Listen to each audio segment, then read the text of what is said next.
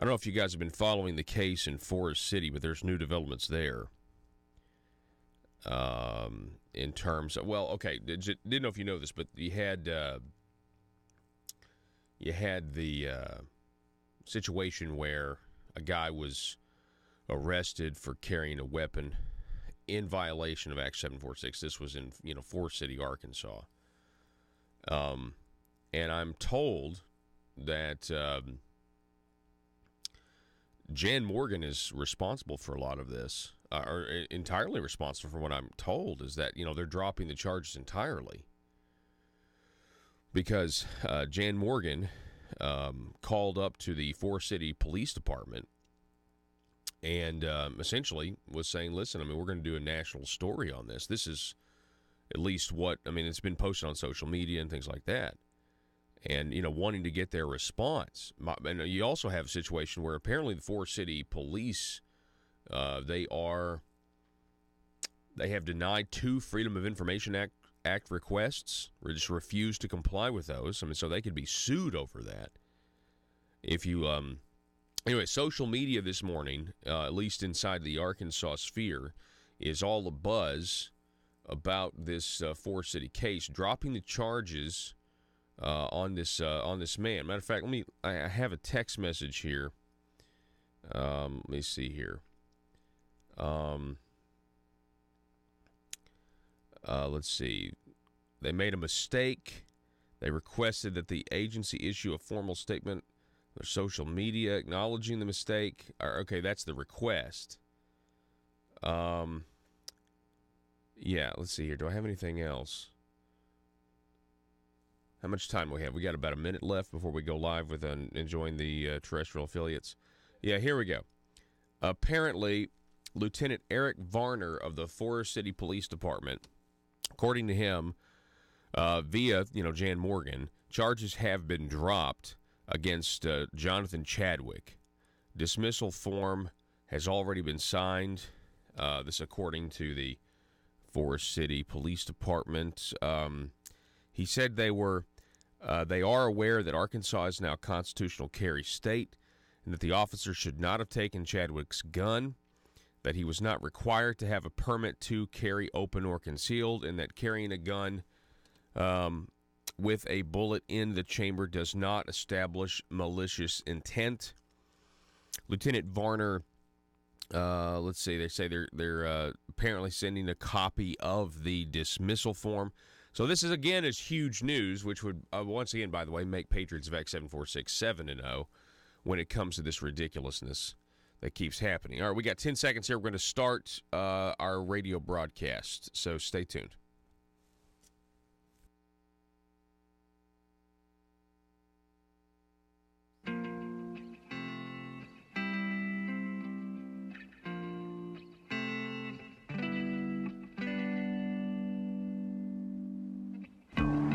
I think it's time we ask ourselves if we still know the freedoms that were intended for us by the Founding Fathers.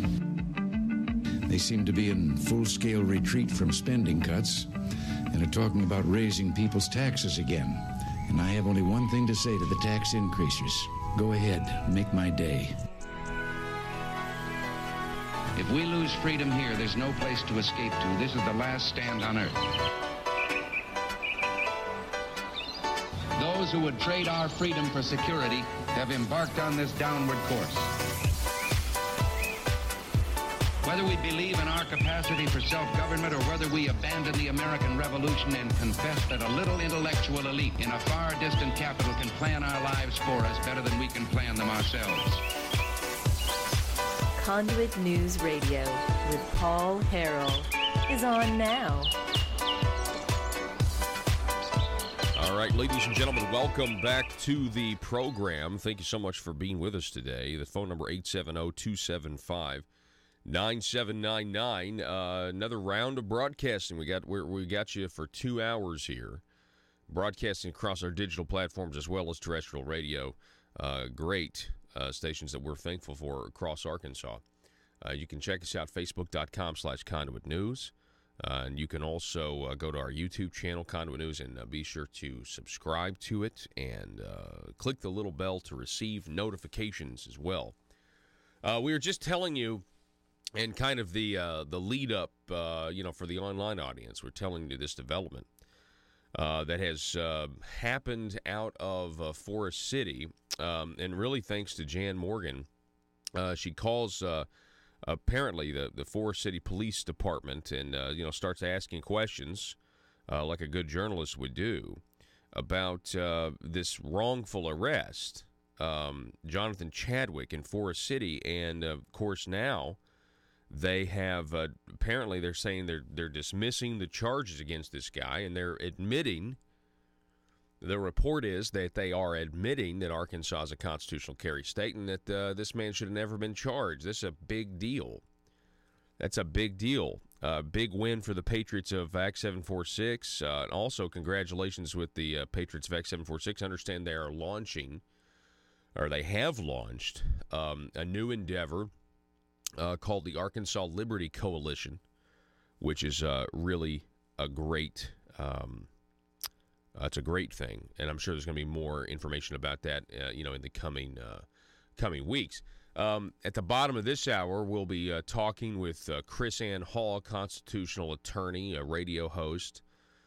She's actually going to be coming to Arkansas in February. We'll give you those dates and talk to her about how many laws there are on the books and just quite frankly how good the economy is. But they certainly will tell you when the stock market corrects in any way. That's for sure. Here, and I'm going to, at the top of the next hour, I'll actually ask as much. But I'm pretty sure we're going to be able to revert back to using that pretty soon. The task force on taxes, though, met again on tax cuts and relief, right? Relief for taxpayers. And the Gazette has a story on this, but it is staggering to me that they are not talking about the overall tax burden. And of course, to do that, to talk about the overall tax burden would be telling the people the truth, would be giving the people all of the facts and the big picture about the overall tax burden that is being proposed right now when it comes to, quote, tax reform, end quote. We'll talk about that at 7 a little bit more. And I think, listen, folks, all I got to tell you is, if you want the truth, you need to go to conduitnews.com. The article that's up at Conduit News right now about the tax cut switcheroo is comprehensive. It actually is talking about the overall tax burden. The Arkansas Democrat Gazette this morning is merely reporting about, quote, tax cuts when it comes to income taxes. And that, they do mention revenue generation a little bit, further down in the article. But it's still not talking about how, and you know what? Maybe that's because your mainstream journalists don't know. You know what I mean? Like, how many of your mainstream journalists believe in tax cuts, number one? Probably not many. They probably think businesses can afford it and that sort of thing. But number two, have a basic understanding of economics and running a small business and things like that. It's probably not many journalists, mainstream journalists, understand that at all. So they probably wouldn't even think to give their readers the overall general picture about how much money's coming from the people going to government if everybody right now down at the Marble Palace gets what they want in the establishment. More or less. They probably, this is how disconnected, they probably honestly don't even think about it. Now, the other side of that coin would be that, they do think about it, but they're just, trying to conceal everything. That's assuming worse motives. I just think it's not important to them because they don't understand. They don't grasp the concept of economy. Jan Morgan just writing, the Dem Gazette misleads the people by omission of the facts. It is misleading. The question is why? And I really think, and I could be wrong, and it could be nefarious, but I think more it's just ignorance. They don't even think about giving people the general pick because they don't think of that. They're not, they're working for a big organization, big media organization. They don't think about, the overall tax burden going up. They're just saying, oh, no, income taxes are going to go down. Anyway, we'll tell you more about that at 7. Let's see here. Big news out of Mississippi. I had all these headlines, Republicans are holding their breath, blah, blah, blah, blah, blah. Has anybody noticed that I've noticed that the Drudge Report is extremely pessimistic. Let me just say that, pessimistic. And I know they're just an aggregator, but still, it's very interesting what's been going on with that. Breitbart.com headline, Republican Cindy Hyde-Smith wins Mississippi Senate runoff election convincingly. I mean, Politico called the race, 75% of precincts reporting Hyde-Smith was leading SB. This is a former Clinton official by 11 points, 55.9% to 44.4%. That was at 10:22 Eastern Time. In the earlier election, Hyde-Smith won 41% and Epstein won 40%. And conservative Republican State Senator Chris McDaniel won 16%. Hyde-Smith was appointed to the Senate seat in April by Phil Bryant when Thad Cochran resigned for health reasons. The 3-week campaign was a lackluster effort by both candidates, according to Breitbart here.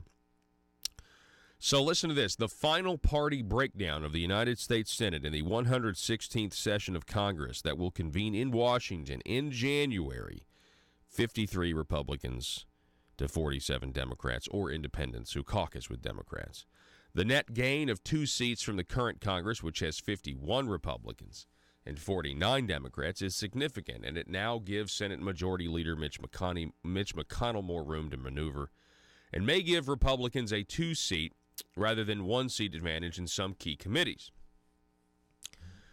Now, the next, you've probably heard this, we didn't cover it yet, but Senator Kamala Harris, they're thinking that Kamala Harris, I can't even say her name. I can't say her name. And you know why? It's because I'm a big dork. I'm a big, nerdy dork. Kamala is a fictional drug on the science fiction saga Battlestar Galactica. A lot of people don't know. There it is. Joe, you've got it up. Thank you. Kamala, and now it's spelled differently. In Battlestar Galactica, Kamala is spelled with a CH. Kamala is a potent pharmaceutical substance with hallucinogenic properties. And, of course, this is only in the fictional space saga Battlestar Galactica. And if you haven't seen this, now I'm not talking about the old one. I'm talking about it was a Battlestar Galactica reimagined. It was on the Sci-Fi Channel. This was, several years ago. But it's one of my top 5 TV shows of all time. Period. It's amazing.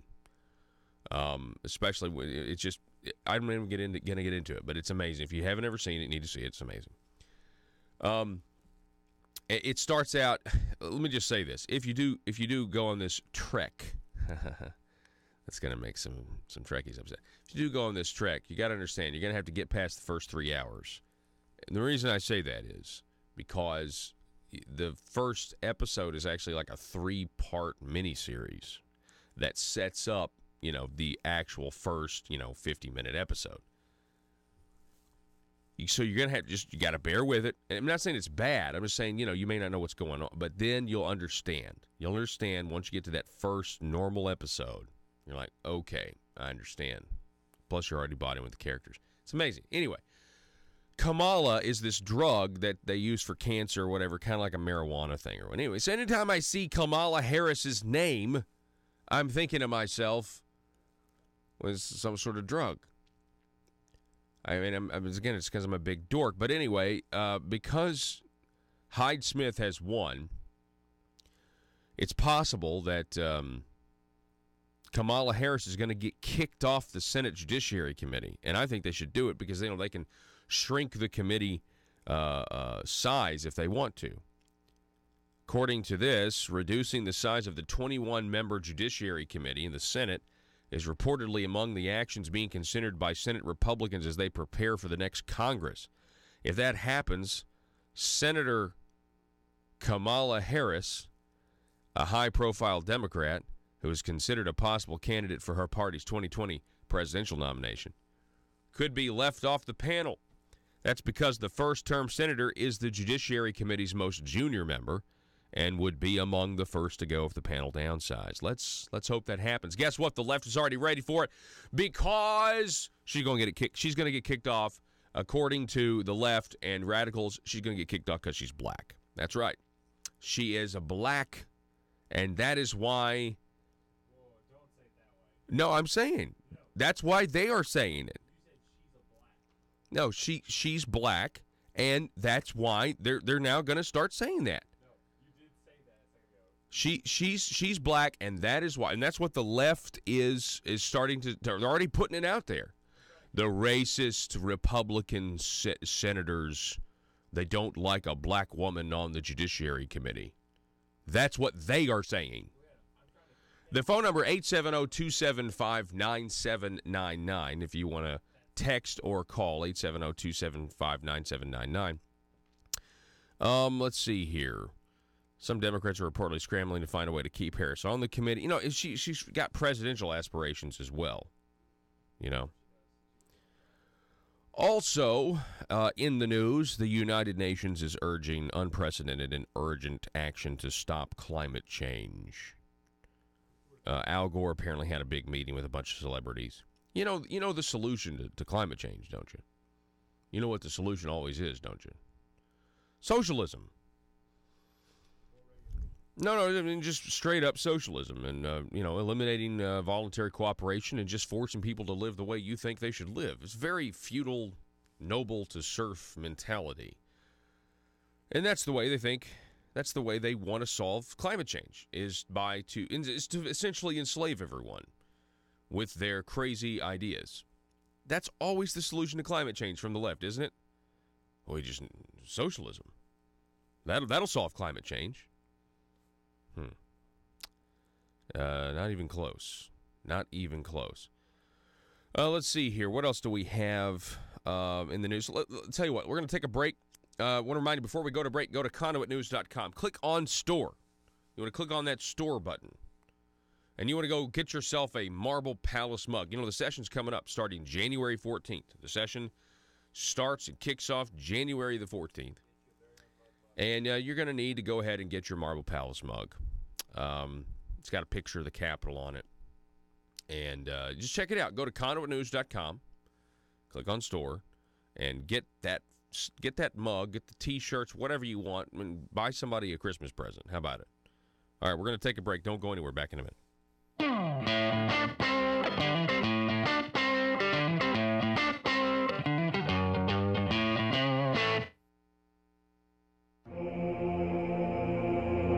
It's Conduit News Radio with Paul Harrell. Studio, welcome back. We've got Ms. Hannah Webb is with us. Hannah, welcome. Thank you. It's always good to be here. Always good to have you. So first off, congratulations on law school. Thank Tell you. us, you're in your first semester, the end of the first semester. Yes. So I'm sure, what, do they call them finals? Yes. Okay, so Yeah, they're hot and heavy. Okay, so how's that going? So prior to this week, because I'm now studying for finals, I've had a great experience. I love law school. I think it's been very enjoyable. The workload is super intense, and that's the biggest change. Mm-hmm. But as a whole, it's been super enjoyable because I've talked about it in your program before. I'm completely unconventional. I have a biology background. I thought I was going to go to med school up until it's literally been a year and a half, basically, since I've changed my mind to go to law school. So I did a complete 180. I jumped into law school completely blind, had no idea. Who's next to Zipline? Me, and I'm really excited about this. Sir, I'm sorry. The Zipline has a 350-pound weight limit, and frankly, I do not think it would be safe for you. Oh, that's okay. I self-identify as 180 pounds, so it's cool. Sir, that doesn't make any sense to me, and I'm afraid we can't let you ride the Zipline. You're too heavy. I'm sorry. I can't believe this. I thought we had evolved as a society. I thought this was America, but I guess this is just my plight. First slavery, and now fat shaming. Sir, again, I'm really sorry. You listen to me. If you don't let me ride, not only will I sue this company for discrimination, I will sue you for damages because right now my feelings are so hurt and I feel embarrassed because I'm holding up the line. Wouldn't be the first time. Watch it, mister. Look, okay, I'm sorry. I just don't think it would be safe for you. You don't understand. I self-identify as skinny. So you have to let me ride the zip line. The Constitution says so. I get to define my own reality. Oh, you know what? Okay, fine. Whatever. Ride the zip line. Mike, let this man ride the zip line. Thank you. Now watch as my self-identity trumps your bigotry. See you on the other side, racist. Here I go!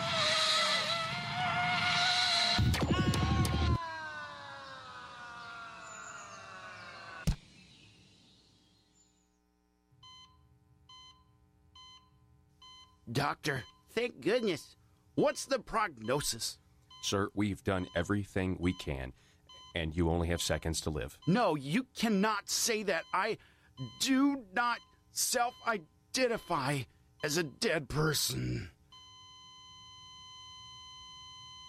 PHP Parody.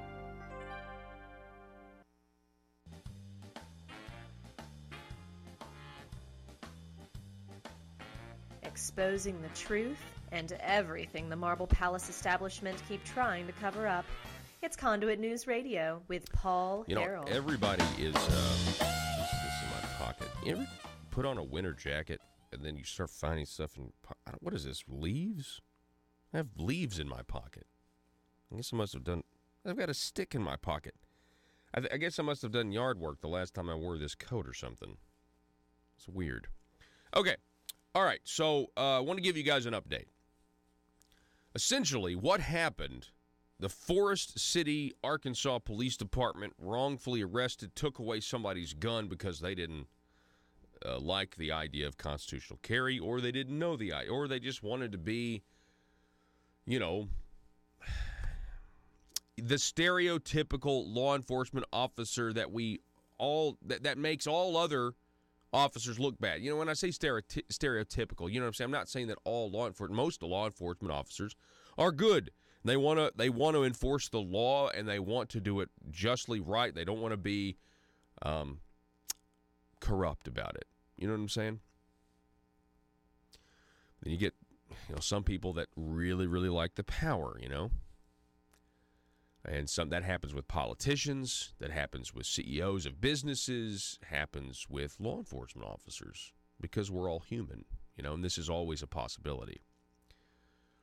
Well, in the case of Forest City officer arresting Mr. Chadwick, and they just kind of refused until Jan Morgan called them yesterday.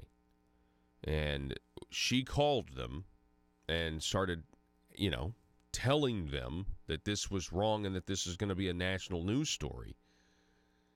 And now they've dropped the charges. Now they're dismissing the whole thing. Now I find that to be fantastic. Absolutely fantastic.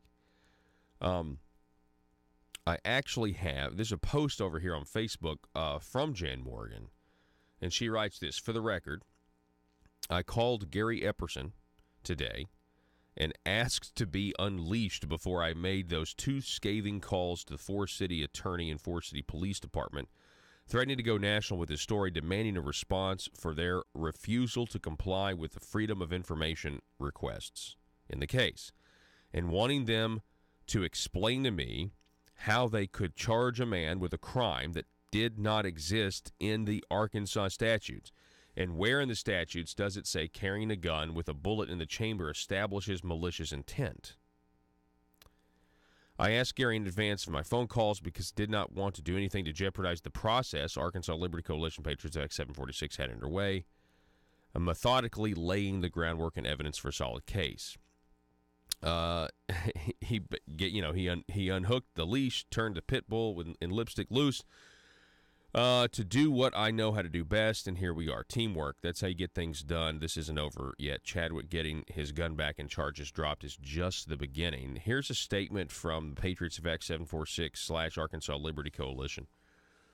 Arkansas Liberty Coalition, at this point, will consider all legal action available against Forest City and the arresting officer in the recent arrest of Mr. Chadwick. The failure to answer 2 FOIA requests, using a municipal page to advertise a private business, and deleting rational comments on their Facebook page. Information is still being gathered against Forest City and the arresting officer. We would like to thank everyone who has donated, and that makes these options possible. Anyway, that goes on to talk about a rough estimate of donations so far, $1,100. We tried addressing this issue quietly through some legislators in Forest City without success. A big thank you to Jan Morgan for containing herself till we tried the above approach. Just remember, our Attorney General and Governor could have acted but didn't. We'll be asking the Attorney General to issue an official statement on the Taft decision and share with every law enforcement agency and district prosecutor. While many of us could care less about our opinion, many do include the Arkansas State Police, which also provides reciprocity agreements with other states that recognize Arkansas as a constitutional carry state. You know, we talked about that aspect a couple of weeks ago, where the Attorney General, we really do need her to issue, agreements to talk with Oklahoma specifically about the status of Arkansas gun laws. And, the Taft decision, where the judge, in dicta, is how they call it, I think it's attorney speak, in dicta says, hey, you don't need a license. It's not a crime to carry a firearm in the state of Arkansas, open or concealed. It's not an excuse to stop somebody, not an excuse to pull them over, not an excuse to follow, not an excuse to be suspicious because of the way the law is. Big time. We're going to be back in just a moment with constitutional attorney Chris Ann Hall. Don't go anywhere.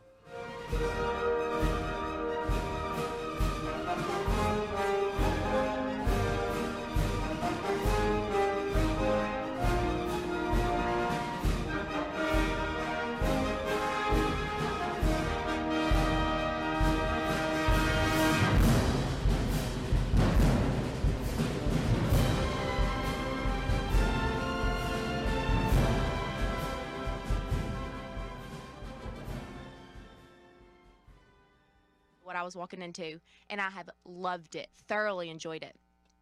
It's very different, but in a good way, and it's been very refreshing. And obviously, I love the legal field for various political reasons, and so it's like my hobby has manifested itself into my work now. So it's been nice. That's great. So being a conservative was, you certainly are conservative. We've had you on the Young Conservative, so you're saying it was a hobby, but now it's like you're able to actually really get into the meat and potatoes of it. What's funny is I got a family member, my sister did the same thing. She had a zoology degree and wanted to go the med school route, and then at the last minute was like, I'll take the LSAT. And then, boom, it just, took off from there. So the unconventional route, I think, can make some of the best attorneys. So, and actually, it's been the best thing that's happened to me, because undergrad, it was just extremely difficult, and it was very self-taught. So they'd hand you a textbook and say, here you go, learn the whole thing by finals, and we'll just kind of talk about it during class. Yeah. And essentially what I would do is make my own study guides, which now in law school are outlines, and that's what you study. So I have this great study background because I had to.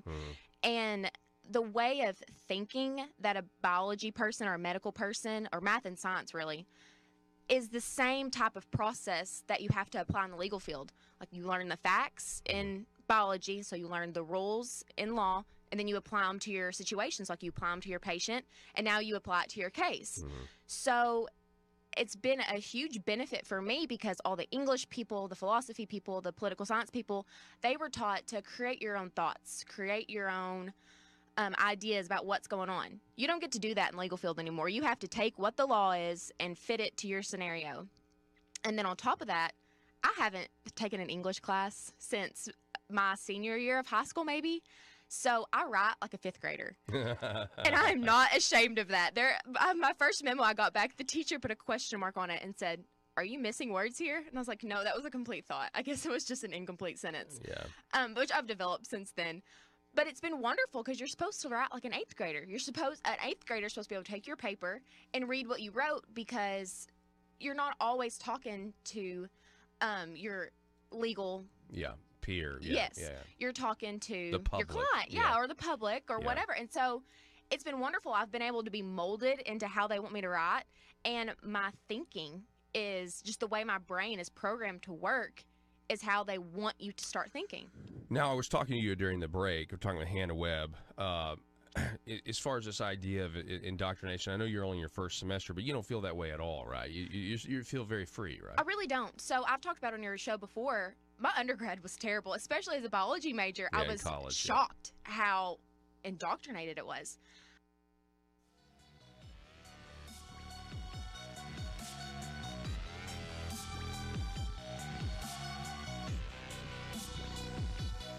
Need your daily news fix?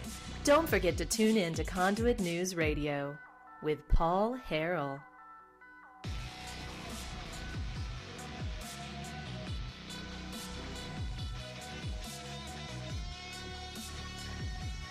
All right, good morning, everybody. Welcome to the program. Thanks so much for being with us today. I want to remind you guys, go to conduitnews.com, click on store, get some swag. You got the Marble Palace mug. You got what Joe calls the mug. It's got my face on it. I don't know if you want that one, but you're welcome to get it. It says Conduit News Radio, and you can get T-shirts and everything else, magnets for your refrigerator. Just go to conduitnews.com, click on store. All right, hey, folks, welcome back to the program. We have constitutional attorney, radio host, educator extraordinaire, Chris Ann Hall is back with us. Chris Ann, thanks so much for calling in this morning. Oh, thank you. It's my pleasure. I say, education extraordinaire because, I mean... I know, extraordinaire. but that's exactly what you are. Nobody teaches the Constitution anymore the way you do it. You're just a good teacher, and that's a gift. Thank you. So... Thank you. Let's talk about Arkansas for a second, Chris Ann. You're going to be in Arkansas February 18th, 19th, 20th, 21st, 22nd, and 23rd. What a trip. And 24th. And 24th. Yeah, I see that here at the very end. Yeah. Well, we're going to be there for a long time. That's great. And you're going to be teaching some classes. So you're going to be in Springdale. According to this schedule, you're going to be in Springdale talking about the Fourth Amendment. Then you're going to be in Alma talking about America Disarmed. And then then you're going over to Oklahoma for a little bit, I see. Yeah, that's actually my husband's class, Righteous Resistance to Civil Authority. Wow. That'll be at the J.C. Hall First Missionary Baptist Church, but that's over in Sallisaw, Oklahoma. So what is that class about? Oh, that is a really amazing class, Paul. My husband shows how God teaches through the Bible that we have a righteous obligation to resist tyrannical authority. And he walks through biblical story after biblical story, proving that God not only expects us, but commands us and rewards us for denying authority to tyrannical government. Wow, I want to take that class. It is an amazing class. Wow, that sounds great. Let's see. Then you're going to be in Jonesboro on the February 21st, talking about state sovereignty. That'll be at the Hilton Garden Inn. Can you just talk a little bit about state sovereignty? I mean, that's a concept that is lost. It's kind of like Arkansas specifically, I've said before, has like the political equivalency of Stockholm Syndrome, where we love our captor. Oh, yeah. No, that's I'm convinced that's a syndrome that has overcome America. Actually, when you think about, the political entities and parties that are supposed to be the ones that are constitutionally minded and liberty minded, and then think about the rallies and the conventions that we have where we invite the politicians to come encourage us when they're the ones that are actually voting against our liberties and our Constitution. And that is absolutely the definition of Stockholm Syndrome. But state sovereignty, like you said, is really, and quite unfortunately, a lost understanding in America, because that is the essential check and balance for maintaining our constitutional republic. And because we've forgotten that the states created the federal government and that the states are the delegators of the power to the federal government, we've forgotten that it's actually the states that are in charge. And just as a simple preview for the audience, anybody who's thinking, well, the Civil War kind of cured that or answered that question or whatever, we need to understand what that definition of that word delegate means, because our founders and the Constitution both show that the states delegated power to the federal government. And that word delegate means a temporary transfer of authority from a higher power to a lower power. Interesting. That's what the word delegate means then. Yeah, that's what the word delegate means. And on the 21st in Jonesboro, we will walk through our foundational documents, and I will prove to you without any shadow of a doubt the purpose and the principles of state sovereignty, not by my opinion, not by my interpretation, but I will show you in the very text of the documents themselves. Wow. We need to make sure we get as many local legislators at this event, at all of these events. Yeah, your sheriff needs to be there, your state reps need to be there, your county commissioners, your city councilmen, your school board needs to be there, because the state and local government is the most powerful government in your life. The sheriff being the most powerful constitutional entity in your life. So you're going to be in Jonesboro actually for 2 days, February 21st, February 22nd.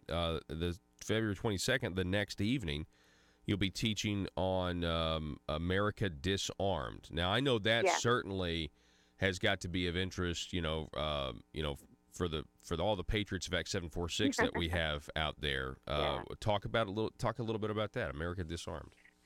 Well, actually, Patrick Henry, I'm sure everybody remembers Patrick Henry's famous speech, "Give me liberty or give me death." Well, Patrick Henry was quite the orator, and he said many things. He said, "I have but one lamp by which my feet are guided, and that is the lamp of experience. I know no way to judge the future but by the past." And so in America Disarmed, what we do is we go through an historical event in 1774 where one governor disarms one town, the facts that lead up to that and the history that follows after that, and we watch how that specifically and directly parallels what is the current events of America. Wow. And so it is stunning. It is absolutely stunning. And so, that would be maybe why they put the Second Amendment in there, after they broke away from the most powerful military in the world at that time. Oh, yeah, absolutely. It's this history that makes our Constitution, our foundational documents relevant today. We're battling, Paul, today with an errant education system that teaches that our Constitution, because it was written when there was no automatic weapon and it was written when there was no internet, that it's somehow irrelevant and inapplicable today. But it's history itself that proves, as Jefferson said, that these are self-evident truths and that we cannot escape the human nature. Wow, that's so great. I'm so looking forward to it. We're talking with Chris Ann Hall, and she is a constitutional attorney. She's got her own radio show that she does, so you need to check it out. And also, Chris Ann, tell us about it's Liberty First University, right? Yes, Liberty First University is our online training where you can attend our classes and in your home, in your school, in your church, wherever you may be. And we have a student body that consists of students aged 6 to 96. We have lots of parents who not only homeschool through Liberty First University, but also supplement the education that their children are receiving in organized school systems, because our textbooks don't teach our Constitution and American history in the depth that we do, or even with the accuracy that we do. But what Liberty First University is teaching American history, Constitution, philosophy. My husband's courses are on there as well. And you stream them online, and it's self-paced, and they're not just simply me and my husband behind a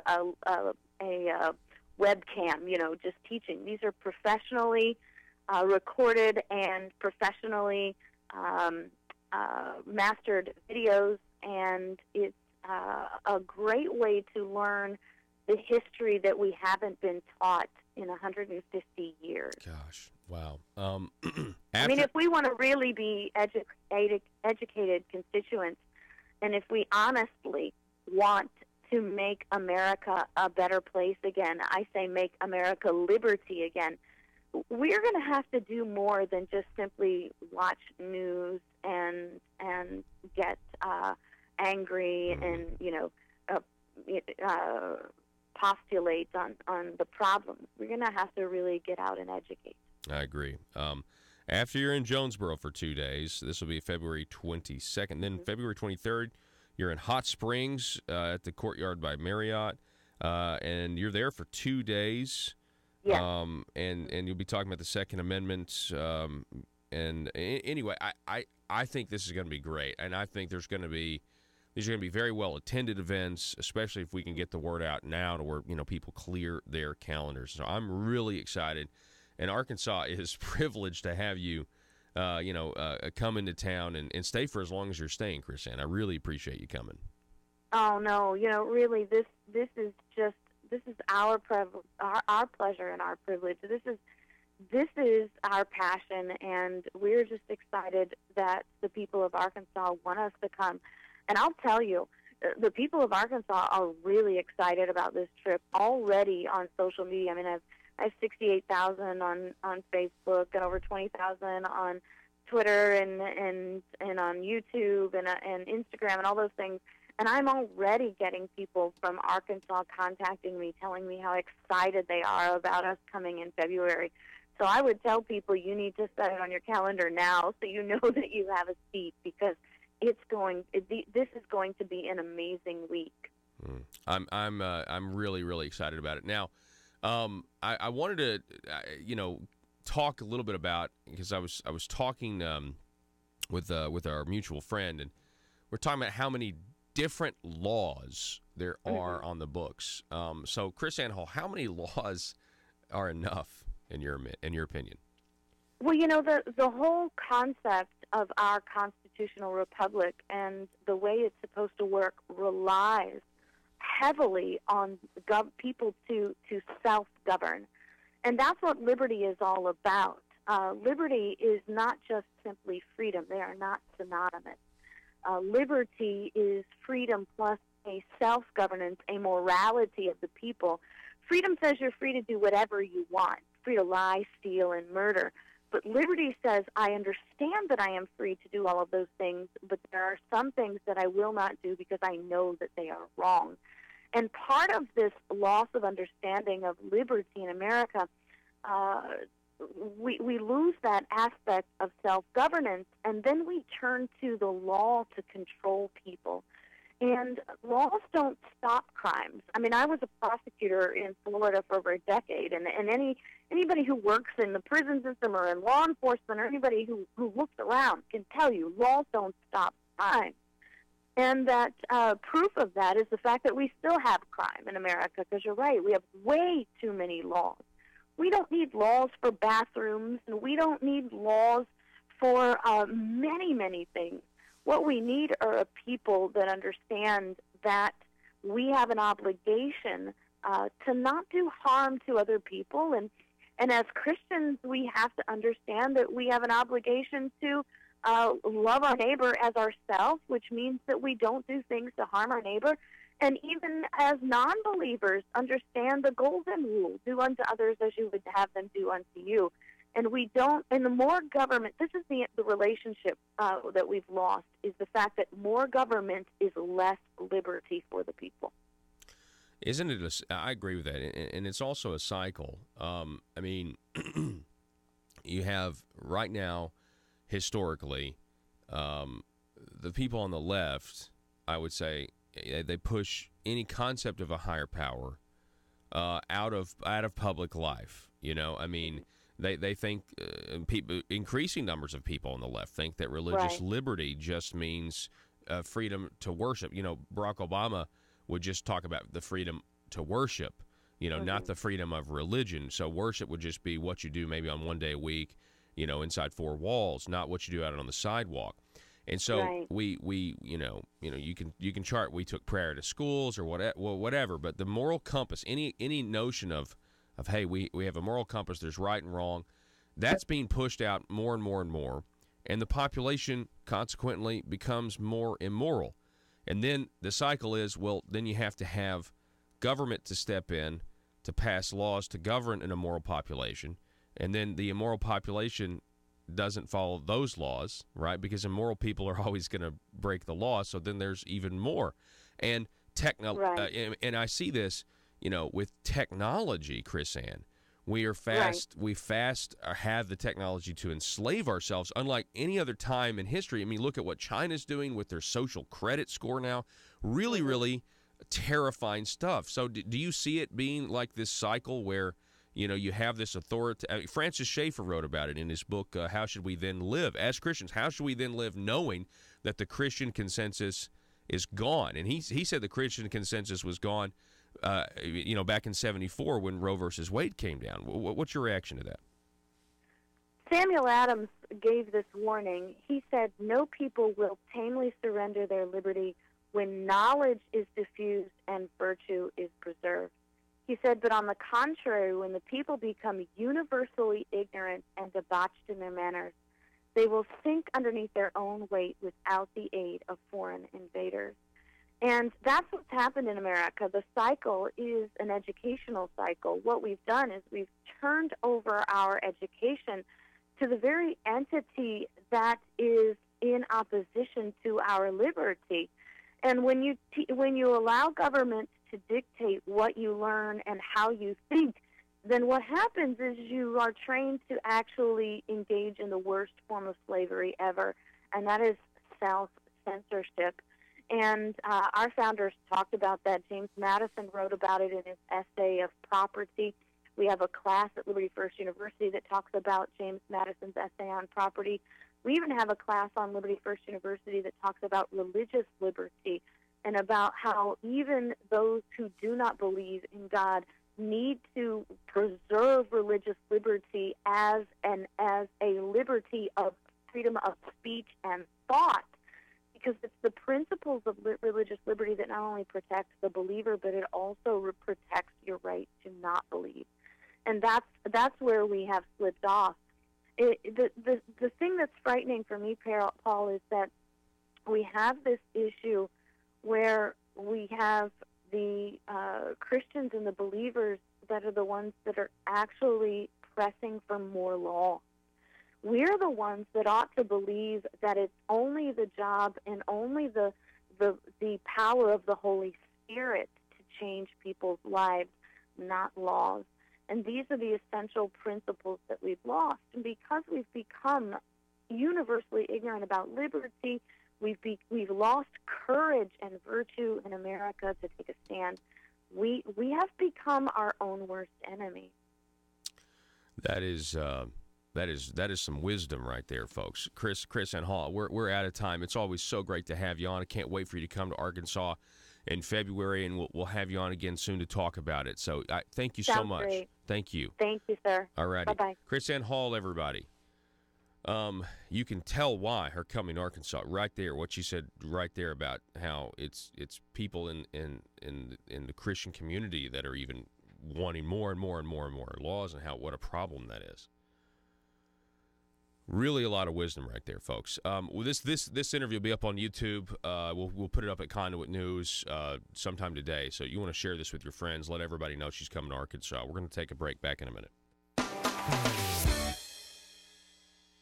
Russellville-based firearms manufacturer Omega are making clones of the most notable German firearms in the world.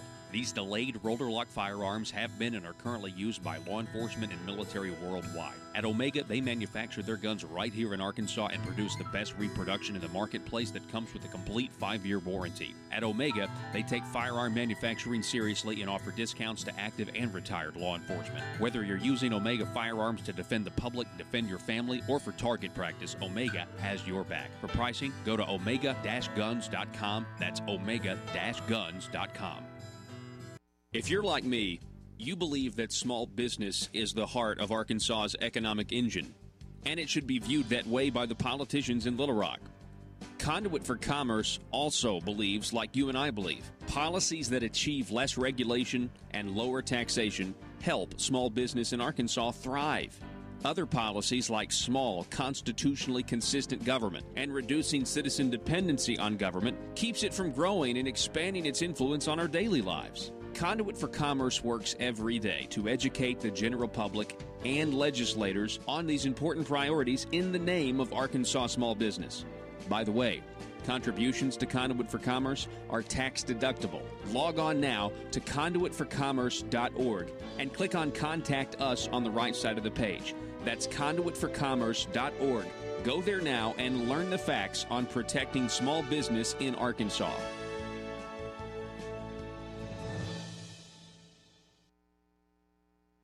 And so in the legal profession, obviously everyone has a political side. That's just the nature of the field. And so I expected it to be much worse in law school. I expected to be in the total minority and just indoctrination left and right. I have been thoroughly surprised with how that's not the case. In the majority of my classes, it's extremely professional. They come in, they teach you the black letter law, and they'll talk about underlying policy, but for the most part, they argue both sides. It's only in one of my classes where the opinion leads the conversation. Of course, that's super annoying. I'm paying you to teach me the law. I'm not paying you to tell me your opinion. Right. But on the flip side of that, just as a legal field, it's okay to be political within your profession. I have no problem with professors having a political affiliation and campaigning for that cause in their professional capacity, especially when they're writing papers and things like that. That's fine with me. So the atmosphere in law school is more liberal than it is conservative.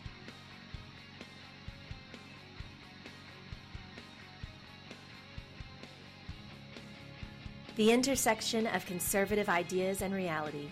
Conduit News Radio with Paul Harrell.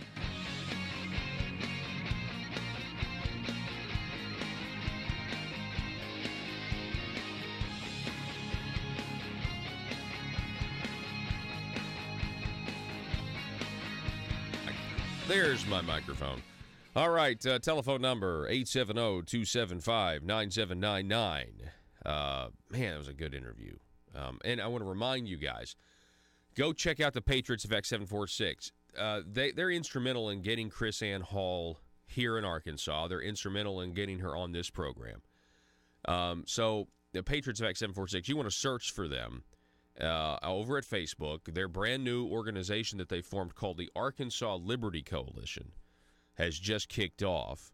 And big news out of Arkansas today is that the Forest City Police Department, has dropped the charges against Mr. Chadwick, who was arrested for carrying a firearm.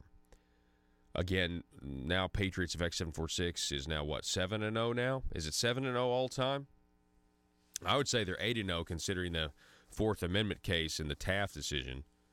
I mean, that's a huge victory where the judge says, basically the judge says, he says exactly what the law is, which is verifying what Patriots has been saying for 5 years now, that you don't have to have a license to carry open or concealed.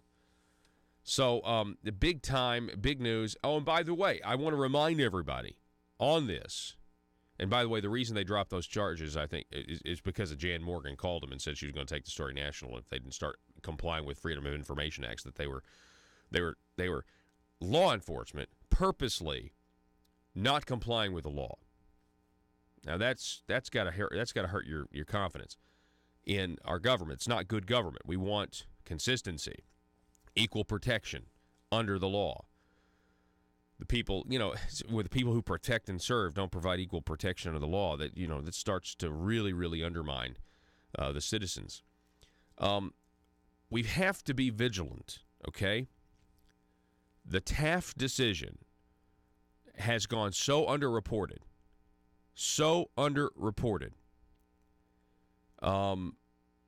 And I think it's by design. I think the upcoming session, there will be an attempt to take away some, or to try to, they're going to say clarify 746. It needs no clarity. You have the Taft decision. That's your clarity now. So for Attorney General Rutledge and others who, she wrote an opinion saying the legislator needs to address it to give more clarity. No, they don't. You might have thought that, but now you have a judge who's ruled on it. We don't need any more clarity.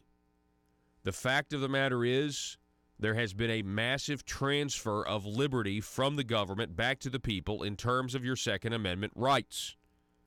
We need to make sure and be vigilant that our rights don't digress, that don't shrink, our gun rights specifically, after this next legislative session, because they will try to do it because it's about the money in the Arkansas State Police budget. They will try to do it. I see here on the Facebook feed, Jan Morgan writes, breaking news update.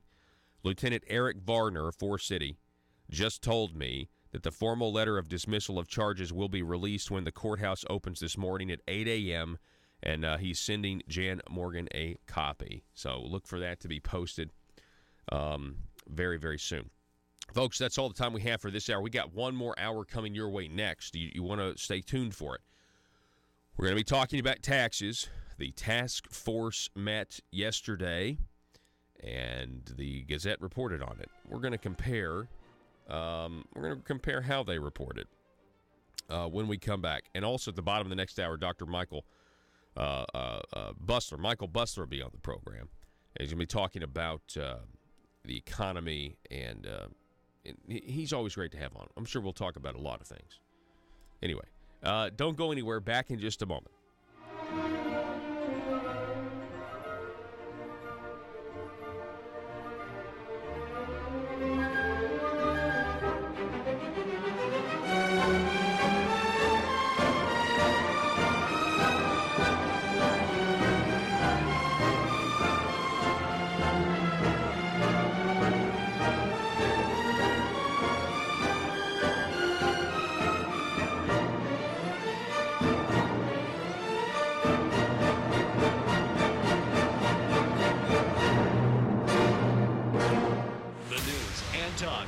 Arkansas. This is News Talk 101.3 FM and 12:30 AM KBTM Jonesboro, an EAB radio station.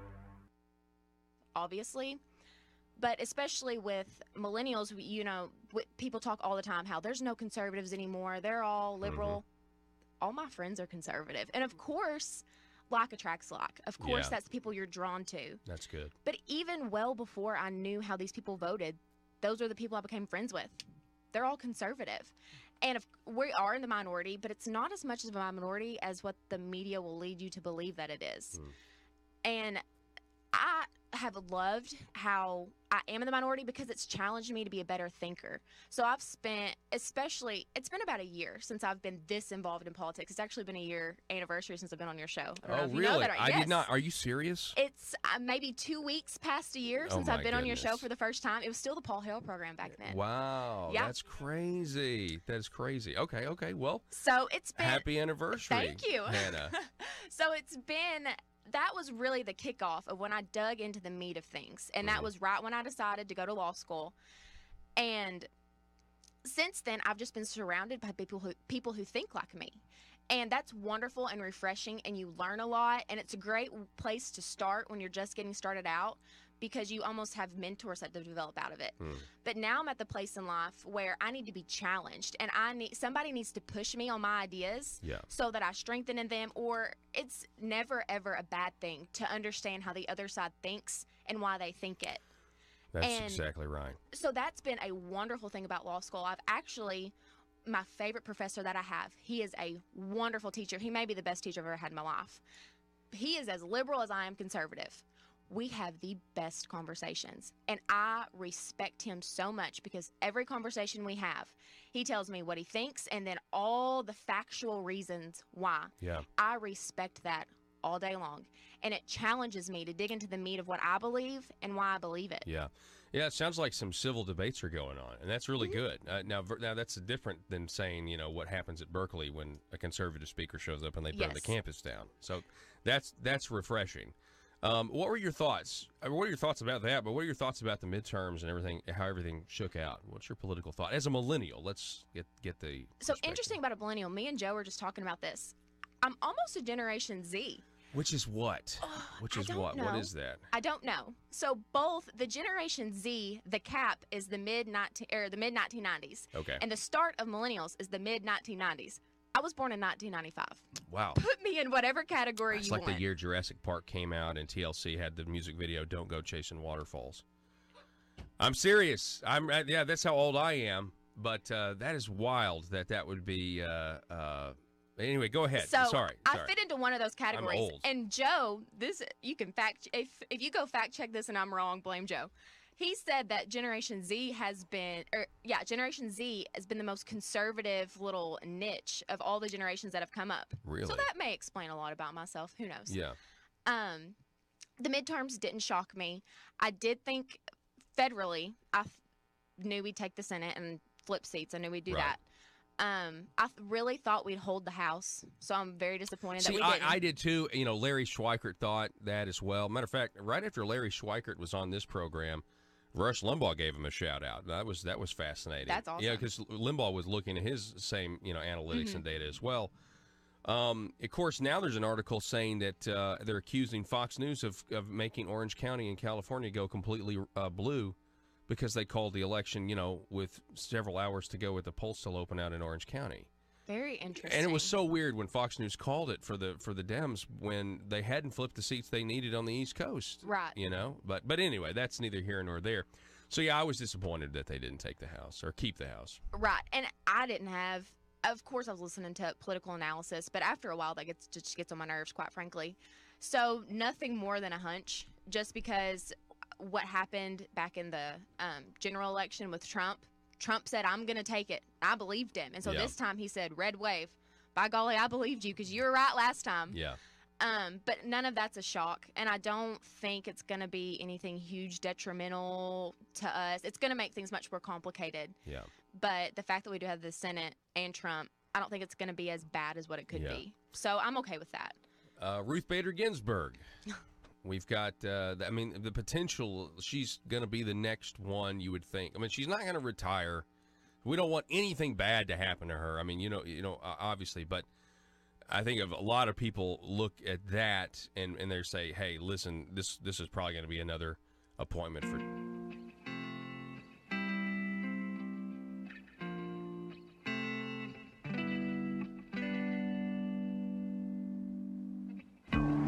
I think it's time we ask ourselves if we still know the freedoms that were intended for us by the Founding Fathers. They seem to be in full-scale retreat from spending cuts and are talking about raising people's taxes again. And I have only one thing to say to the tax increasers. Go ahead, make my day. If we lose freedom here, there's no place to escape to. This is the last stand on earth. Those who would trade our freedom for security have embarked on this downward course. Whether we believe in our capacity for self-government or whether we abandon the American Revolution and confess that a little intellectual elite in a far distant capital can plan our lives for us better than we can plan them ourselves. Conduit News Radio with Paul Harrell is on now. And here we are, hour number 2. Thank you so much for being with us today. We cannot do this program without you listening, and we thank you for that. We're building a liberty machine at the intersection of conservative ideas and reality. Merry Christmas to everybody out there. The phone number, 870-275-9799. I don't know about you guys, but where I am, seems like everybody was just on point with the lights this year. I mean, they're out. It's like literally, I mean, well, it's like a switch went off. I guess pun intended. I guess whatever. Anyway, it's like a switch went off. It's like Thanksgiving was over, and now it's like everybody's houses are just lit up.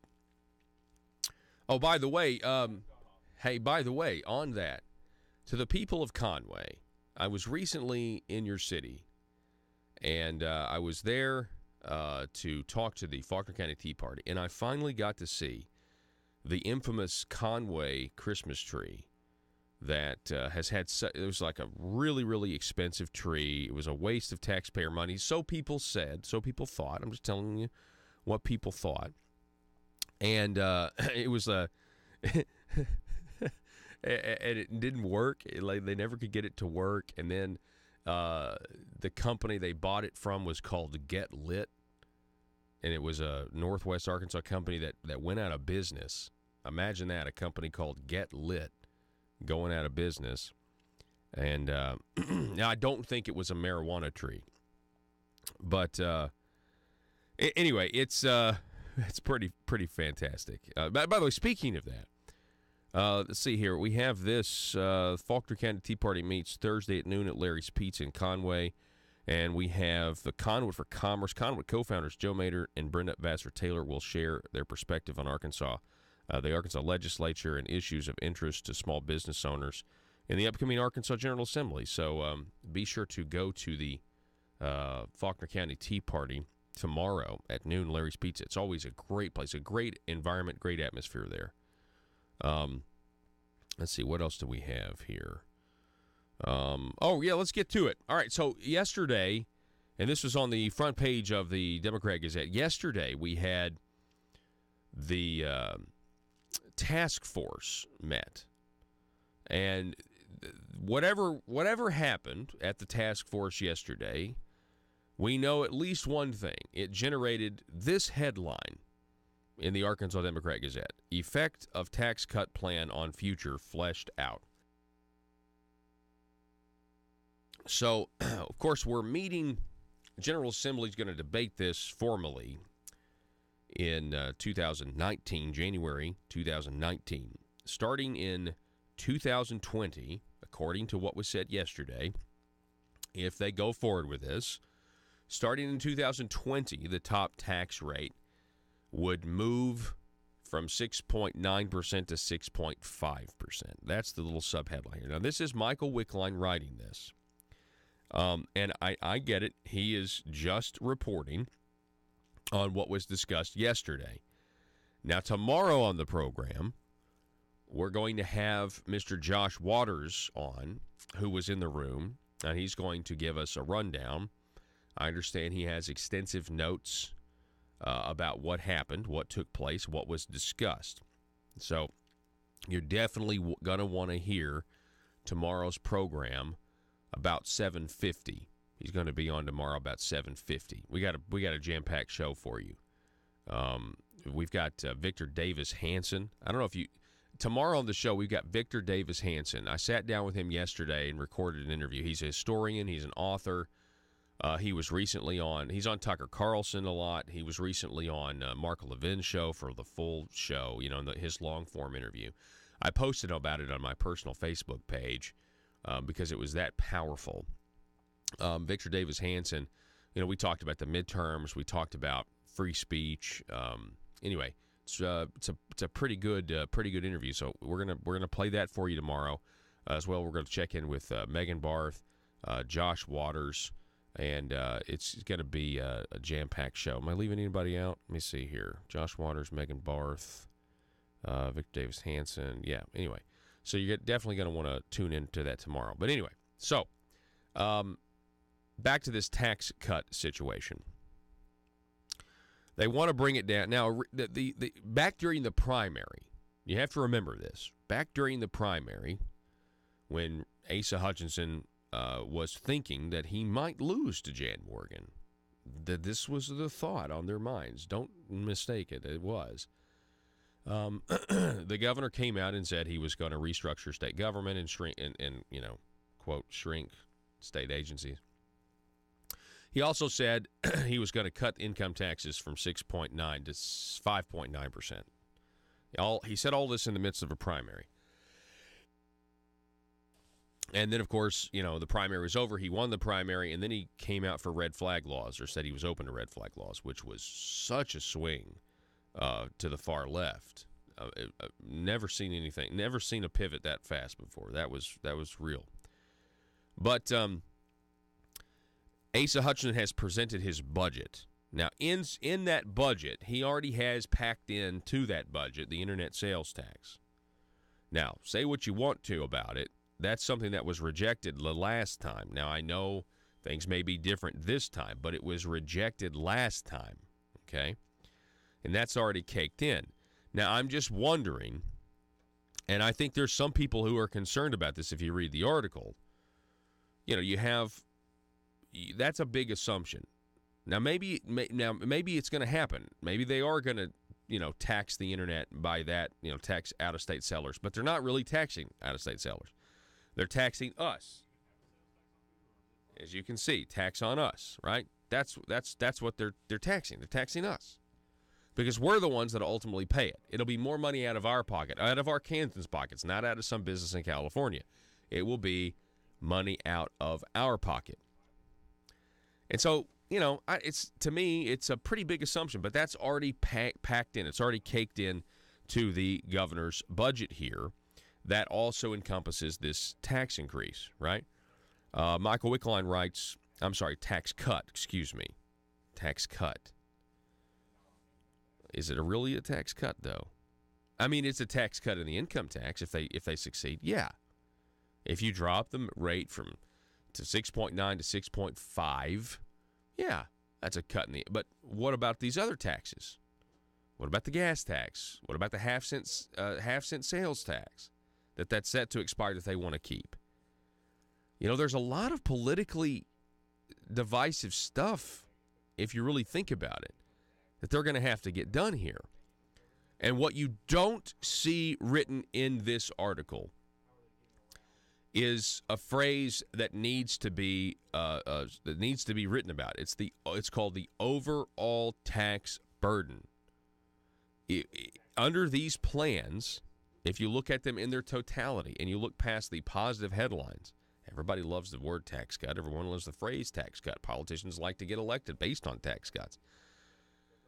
But what is the overall tax burden? Will we be paying more money to the government after the legislature meets? When the General Assembly, when the new session is over, are we going to be paying more money than we were before? That is the question. That is the only question when it comes to tax policy that matters, period. The only question is, will we be paying more money, the same amount of money, or less money when it's all said and done? And as Republican legislators, you would think that would be a plain truth, and I believe with a lot of them, it is. But that is the mentality that we need to have. When it's all said and done, will the people of Arkansas be giving us more money, the same amount of money, or less money? And if the answer is more money, I don't see how you can go around and claim that you have adhered to the Republican Party platform you ran on. There will be carefully crafted language. Matter of fact, they're calling Governor Hutchinson's proposal the 245.9 plan. Michael Wickline says, state officials call Hutchinson's proposal the 245.9 plan because of the rates that ultimately would be charged at different income levels. People with taxable income up to $8,000 a year would pay a 2% income tax rate. Those between $8,000 and $18,000 in taxable income would pay a 4% tax rate. And those with taxable income of $18,001 would pay a 5.9% rate, by, 2021 or 2022. Paul Gehring, who's an assistant revenue commissioner, told the legislature, the task force, that the governor's proposal is designed to provide tax relief to both middle income and upper income taxpayers. It's projected to reduce state tax revenue by $191 million after it's fully implemented. Now, interesting thing enough, if they go forward with the governor's plan, they have to have 3/4. They're going to have 3/4 in both chambers. If the legislature goes through with a different plan, they just need a simple majority. That certainly is interesting in all of this. The other thing they're talking about is standard deductions. The increased taxes would be offset by raising the standard deduction from $2,200 to $6,800 for single taxpayers, and from $4,400 to $13,600 for married taxpayers. So they're increasing the deductions, which is something that that's certainly something that Congress did with the Trump tax plan. That is similar, and they probably are imitating that. Trump's went from $12,000 to $24,000, doubled the exemptions. Representative Jim Dotson asked whether the governor's tax cut plan could be implemented more quickly if the state hits certain projections. The answer to that would be you could put certain triggers in the bill that if you met this or met that, then you could go ahead with a faster income tax reduction. What nobody is talking about in this article is Medicaid spending, because it's going to be really hard. Listen, I thought I don't want to call it too early. I really don't want to call it too early. But we've said it enough. How can you shrink government if government is continuing to grow?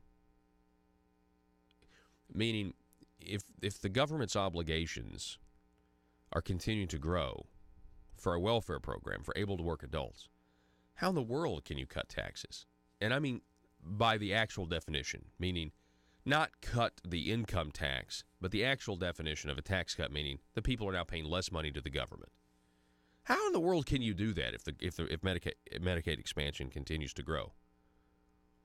Then you say, well, Paul, I've read all these headlines about how evil Republicans are kicking people off because of work requirements. Well, are they still doing redeterminations? Are they still doing the Paris match?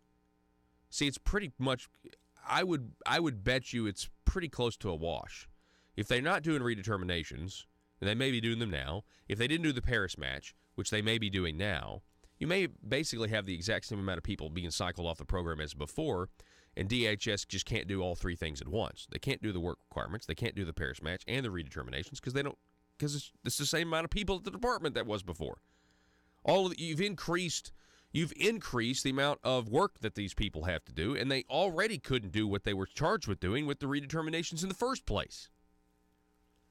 But that's neither here nor there. The bottom line is, even if you bought the liberal line that, these people are, being kicked off or whatever, our share for the people who are on the program is continuing to go up. It's going to 10%. So if the spending, we're talking about millions of dollars, we're talking about $100+ million. If that's continuing, how in the world can you legitimately leave more money in the pockets of your citizens? But you think they're going to tell you that? You think they're going to say we're not going to cut any income? We're just going to do nothing. We're going to take the revenue increases. We're going to take the increases in revenue that we get from tax receipts. We're just going to take that and we're just going to. But they're not going to come, and they're not going to come and say we can't do any tax reform. They're not going to do that. They're certainly not going to say we can't do actual tax reform because of Medicaid expansion, because we're constantly having to pay more. They're not going to say those things. They're not going to do it because it would admit that this state is in a fiscal mess. We have been in a budget crisis, in my opinion, an underreported one, for the last 3 years. And, nobody wants to talk about it, but that's exactly what this is. People talk about, well, we did the special session and we did the long-term reserve fund because we wanted to increase our credit score. No, we had to do that to keep our current credit score. That's the real truth, is Arkansas had to do that to maintain our credit score, because if you look at the books and you look at what's coming, we are out of money. But they're not going to tell you that, is my opinion. Instead, they are going to, quote, cut your income tax. But then they're going to keep the half-cent sales tax that's set to expire. They're going to refer to you their plan is to refer to you a gas tax. I hope none of this happens. I hope I'm wrong.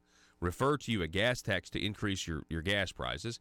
And what's the other one? I don't have it. The gas and diesel half-cent sales tax. Oh yeah, the internet sales tax, which is going to make your stuff more expensive online. That's more money coming out of your pocket. And I don't see how they have a choice.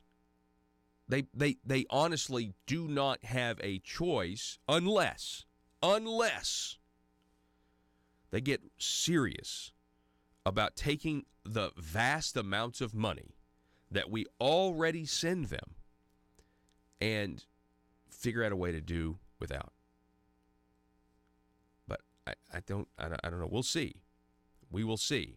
We've got good legislators down there. We also have ones that are not so great.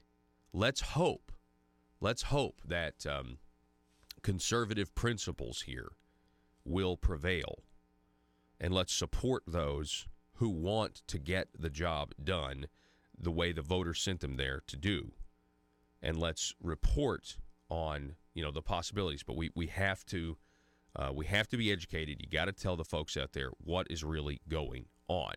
And to do that, you can go to conduitnews.com, where they have a story, the tax cut switcheroo, that actually lays out the overall tax burden. Again, we have to go to break, but listen to this. The main question to ask, what will the overall tax burden be after the General Assembly meets in January or in the spring or in the winter? Will it be the same? Will it increase or will it decrease? That's the only question that matters. That's the only reason why we send these guys down there in a lot of cases. We got to take a break.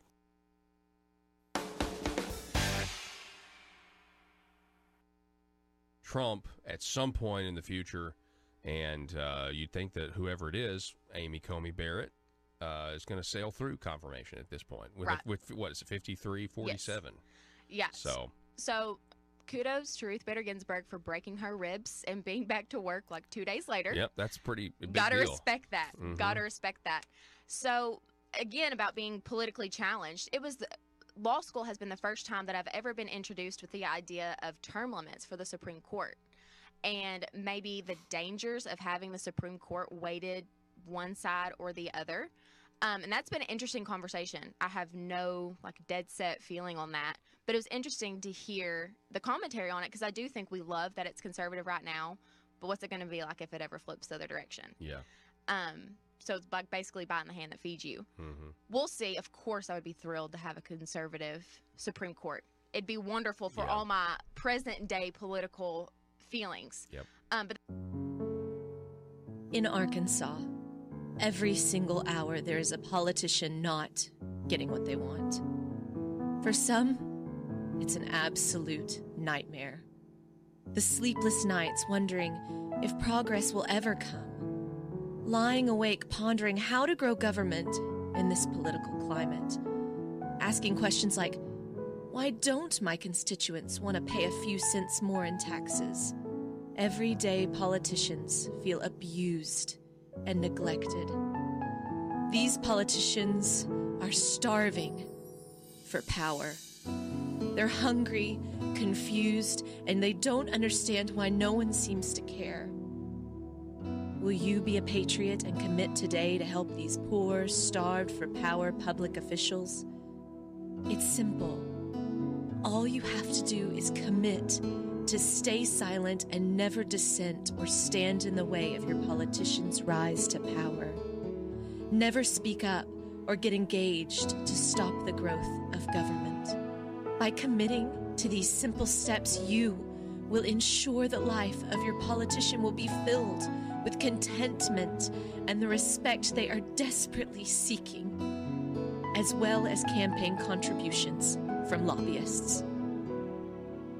This message brought to you by Aristocrats Serving Arkansas. PHP Parody.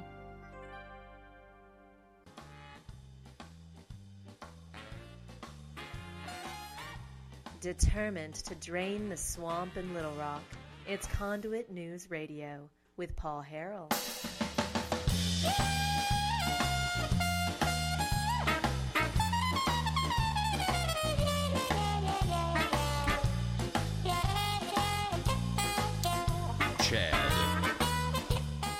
Chad on Facebook writing, I have an idea. Cut taxes on income, cut tuition on state colleges, and give corporations a 30-year tax lock on a reduced rate. Then all the all the tools would be in place for a more working and more powerful economy. More people working equals more spending power. Well, that's one idea, Chad. That's one idea. Listen, they should eliminate the corporate tax rate in Arkansas entirely, instead of doing all this subsidy nonsense.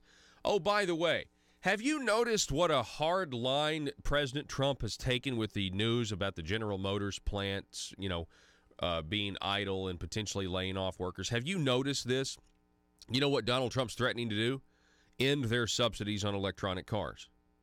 Electric cars. Electronic cars. I'm an idiot. Electric cars that end their subsidies.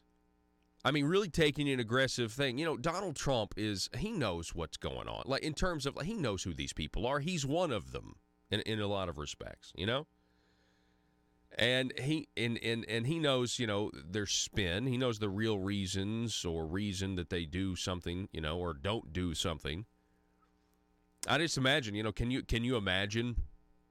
I know we have headlines like, we have clawback funds when we give our subsidies to Chinese businesses. We'll be able to claw that money back if it doesn't materialize. But, can you imagine, a state governor or state politicians acting that way towards business? And it's like, it would never happen, even though we're paying them, in many respects, all of these benefits. We're still so grateful. It's like we're still so submissive. Like, thank you for coming. Thank you. Here's our money. Please come. And yet, of course, we have studies. Arkansas Research, Arkansas Center for Research and Economics. They have these studies that say this subsidized way of doing business has almost no effect on the economy in a positive way. In some cases, that they show negative economic results. I know everybody does it. But it's just interesting to see Donald Trump be so aggressive towards these companies. Hey, do you remember when you and me, the taxpayer, bailed out General Motors? Do we remember that as well? We'll be right back with Dr. Michael Busler. Don't go anywhere.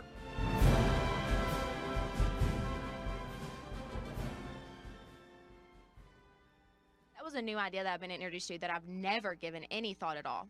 Very interesting. And actually, the guy who presented it in a debate I was watching is a conservative. So, really interesting. He's done research on it. I haven't read it. That's the gist of what I know about it. But it was a very interesting conversation that I just got to hear. So, well, it sounds like, your experience in law school has been good. Like I said, in terms of just being able to have civil debate. You don't see that very often. I mean, you certainly don't see that in the news media anymore, and you don't see that. I posted on Facebook the other day, yesterday, a long-form interview with Mark Levin and his guest on his Fox News show, and just how refreshing it is to sit down with somebody, for a long time, for like a full hour, and somebody who's an intellectual or somebody who's accomplished, and actually talk to them and figure out why they feel the way they do. Whereas when the 24-hour news cycle, you only have little snippets, you have 2 minutes here or 5 minutes here, and it's like we're on to the next outrage. We're on to the next thing that's going to get us ratings and an emotional response.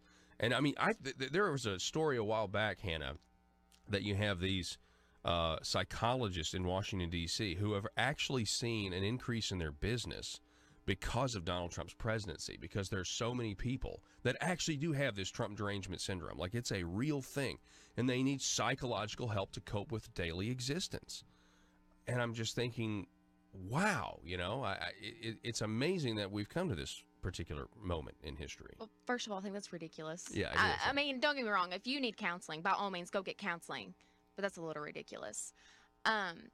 But it's so refreshing to get to the meat of things, like get to the heart of a fully thought idea. Because I'm like you, I get very frustrated, even with Fox News, just 5-minute conversations about something, headline, move on, and you talk about it every hour on the hour, and you don't ever get you're actually the thought. second person in the last couple of weeks that have said that they actually have to turn Fox News off sometimes because Absolutely. A lot of times I'll catch the headlines and then I have a brain. I can form my own opinions about it. Yeah. I don't need you to tell me my opinion. But as far as like the civil conversation, I don't know if it's like geographically where we're located, where Arkansas is so conservative that they just know they have to deal with us. And so like you can't just cause an outrage in the law school in the middle of Arkansas because conservatives are saying what they think. And I don't think that's the reason. It could be. It could play a little factor in it. But it almost makes me wonder, how much is the media lying to you? How much are those just little isolated events that are just happening in one place or the other, and that's not the atmosphere on campuses everywhere else? Well, I mean, I think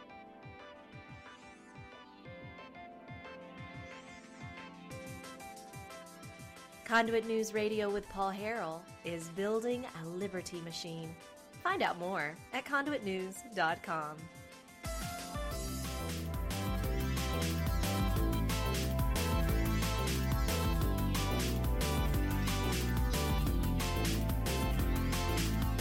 Here we go. Welcome. Thanks so much for being with us, folks. We really appreciate it. I want to remind you to go to the conduitnews.com store at conduitnews.com, and you can do your Christmas shopping there. You can get your Conduit News mug. You can get your Conduit News radio mug. You can also get your Marble Palace mug, your Mother Government mug. We would encourage you to do that. Not only does it help us, it also, we know we're giving you a good product too. So feel free to go to conduitnews.com and help support this liberty machine that we're building. Hey, folks, it's been a little while since we talked to Dr. Michael Busler, but let's check in with him. Michael Busler, how are you this morning, sir? I'm doing real well, Paul. How are you? It's my pleasure to be here. I'm doing good. Did you have a good Thanksgiving, sir? We certainly did. Family was here, and everything went well. As usual, I ate a little too much and suffered for it the next day. Yeah, me too. I definitely am doing that as well. Hey, well, let's talk a little bit about what we've seen in recent weeks. A lot of people are hesitant to talk about positives in the economy in the mainstream press, but they will certainly tell you about the negatives. This Wall Street Journal article, stocks skid as major indexes shed 2018 gains. What's your reaction to all this as an economist and as a public policy analyst, sir? Yeah, I think maybe investors overreacted a little bit. There are a number of things that would cause stock market investors to pull back a little bit. Interest rates are going up. The Fed's raised them 7 times in the last 2 years. They're likely to raise them again in December, although I think they're going to be a little less aggressive next year. But higher interest rates mean that investors are more attracted to bonds rather than stocks, so that tends to hurt stocks a little bit. The problem with the trade war is making a lot of investors nervous, and they're afraid that's going to hurt corporate profits next year. And if corporate profits go down, of course, stock prices, earnings go down, and then stock prices go down. And some economists are starting to talk about a recession coming up soon. And when investors start to believe in that too, then they're going to pull back. Frankly, I think, and it's not unusual to see a year-end rally in the stock market, and I have a feeling we may see that in December. That is, stock prices go up significantly. They're based on earnings. Stock prices are really stocks are a little bit undervalued based on earnings. So I would think that a rally at the end of the year is certainly possible. The other thing is the Christmas buying season is going to be exceptionally well. Cyber Monday, they sold almost $8 billion worth of goods. Now, last year it was just under $7 billion, so that's a pretty big increase, for just 1 year. Typically, sales the last few years around Christmas in the bricks and mortar stores, typically they're up about 3 or 4%. This year, they're looking to be up in the 5 to 6% range. This is the first year, I think, probably in 10 years, that I've advised the small business people that I deal with to make sure you have enough inventory. The last 10 years, really, I've been saying to them, watch your inventory levels. You don't want to get stuck with too much inventory. This year is the first time it's the opposite. I'm saying to them, make sure you have plenty of inventory, because I think sales are going to be very strong. Wow. That is certainly not what you hear. A lot of times you hear, the brick and mortar businesses, give us an internet sales tax now for fairness. But you're saying it may be working out pretty good for brick and mortars this year. Yeah, certainly much better than it has in the past. Look, there's no doubt the trend into the future, especially with the millennials now becoming into mainstream. The trend in the future is a lot of online buying, particularly for routine kind of items, things you buy all the time.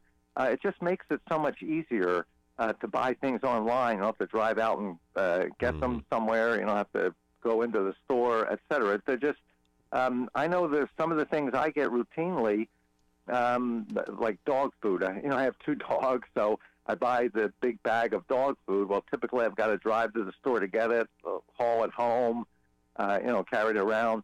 Now I just go online. I order it. It's actually a couple dollars cheaper online at the store. And, 2 days later, it's sitting on my front doorstep, and it certainly makes it a lot easier for me. So online buying will continue, and the bricks and mortar stores in the longer term are going to have to deal with this. Shopping malls are trying to deal with this now, too. But still, this year is going to be a good year for everybody with regard to Christmas sales. Yeah, that's good. And, and it very much, to me, the internet situation is very much a free market issue. I mean, let the market do what it's going to do. I think brick and mortar stores, I think some of them will go away, but I think the ones that sell products that people are always going to want to touch and feel before they buy, I think those are going to be fine. What are your thoughts? Yeah, same thing. I mean, for routine products, as I said, that you don't have to look at because it's exactly the same as it was last time, those kind of products will do well online. But there are things that, people want to touch them and, as you say, touch them and feel them, see how they work. And there's some things you just want that day. So there will always be a need, I think, for brick and mortar stores, but the mix between brick and mortar and online will be changing in favor of online. And bricks and mortar type stores will start offering perhaps some unique products. The other thing that they can offer is they can give you service. So if there's something wrong with the product, they can fix it right there. If you need some explanation as to how things work, then the salespeople can help you there. So there isn't a need for it. We're just going to have a little different balance going forward into the future. Yeah. We're talking with Dr. Michael Busler, public policy analyst, professor of economics at Stockton University. Talk a little bit about the news. I'm sure you were following it with General Motors. I was listening to a press conference, the White House press conference yesterday with economic advisor Larry Kudlow, and he seemed to think that, it's awful. The idea to getting laid off, terrible, bad. But as far as, major economic impacts, he doesn't think it's going to affect the economy's numbers at all. What are your thoughts? Yeah, I would agree with him. So there's a couple things happening here. One, during the last recession, it hit the automobile industry hard, and 2 major auto manufacturers, GM and Chrysler, ended up going bankrupt. Now, the government bailed both of them out. Chrysler is actually now owned by Fiat. Fiat ended up with 53% of Chrysler stock, so they control that company. GM was given over $50 billion. They paid most of it back through giving some stock to the government. The government sold it. But the point is the government kept two firms in business that the marketplace really voted out of business.